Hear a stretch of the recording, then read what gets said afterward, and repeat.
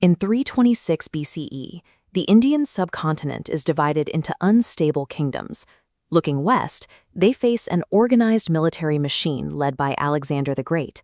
But Alexander's sudden death creates a sudden shift. He leaves behind a massive power vacuum, leaving local Indian rulers exposed, divided, and vulnerable to individual conquest. This instability draws the attention of Chanakya, a political scholar at Taxila University. After being publicly insulted at the court of the Nanda king of Magadha, Chanakya makes a vow. He will dismantle the existing political order from the ground up. That confrontation births a new ideology for the region. Chanakya realizes that resisting foreign invasion requires a calculated administrative system rather than a reliance on royal blood. Chanakya finds his executor in a young student named Chandragupta Maurya. Together, they form an alliance that pairs Chandragupta's leadership with Chanakya's cold political calculations. Their strategy is guided by the Arthashastra, which argues a state is a machine powered by economics, espionage, and military strategy.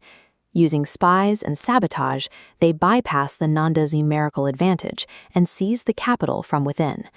Chandragupta immediately establishes India's first centralized empire. This punch-marked silver coin is physical evidence of that shift. It shows a state-controlled currency designed to bind the subcontinent's economy together. Chandragupta's success was not just a change in leadership, but the installation of a self-sustaining political engine designed to defend the entire subcontinent. The strength of this new machine is tested when Seleucus Nicator, a successor to Alexander, marches back to reclaim lost Greek territories. This brutal campaign pits the heavily armored Greek phalanxes directly against the disciplined, terrifying coordination of Chandragupta's massive war elephants. The Mauryan victory forces Seleucus into a treaty. Chandragupta secures the borders and acquires 500 war elephants. He also hosts the Greek ambassador Megasthenes, who documents the empire's strict internal organization. This victory definitively ended the myth of Western invincibility. The treaty signaled that the subcontinent was now a unified and defensible power. At the peak of his influence, Chandragupta abdicates the throne. He walks away from the empire to pursue the extreme asceticism of the Jain religion. His son, Bindusara, now takes full control of the empire. Known as the slayer of foes, Bindusara's focus remains on the administrative endurance of the state. Bindusara pushes the empire's borders deep into southern India. To manage this massive expansion, he enforces Chanakya's system of provincial governors, ensuring the central government maintains absolute control over distant territories. His reign proves that the Arthashastra could function at scale, transforming a conqueror's prize into a permanent, functioning state. The empire reaches its territorial peak under Bindusara's son, Ashoka. His early career is defined by the ruthless suppression of rebellions in provinces like Ujjain. Following a violent succession crisis among his brothers, Ashoka seizes the throne. He rules with the conviction that order is a product of military force.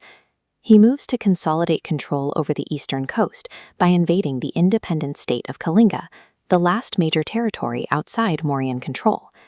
In 261 BCE, Ashoka unleashes the full weight of the Mauryan military. This was a systematic operation that left over 100,000 dead, reportedly turning the local rivers red with the sheer volume of casualties. Standing amidst the wreckage, Ashoka sees the ultimate output of the state machine his grandfather built. The same administrative efficiency that once managed trade had been used to scale mass death. This realization prompts Ashoka to abandon military conquest and turn to the teachings of Buddhism. He introduces a governing philosophy called Dhamma. This swaps the established reliance on fear and espionage for a system built on moral responsibility and nonviolence. To make this shift permanent, Ashoka carves his apologies and new laws directly into the rock across his empire. The state's wealth is redirected from the military toward building stone pillars and stupas that broadcasted this message of peace to the population. This architectural legacy survived long after the empire's borders faded. Ashoka's shift toward welfare became the defining characteristic of the Mauryan era. The Maurya Empire is a historical outlier. It is a rare instance of a power reaching total supremacy, only to then voluntarily lay down its sword.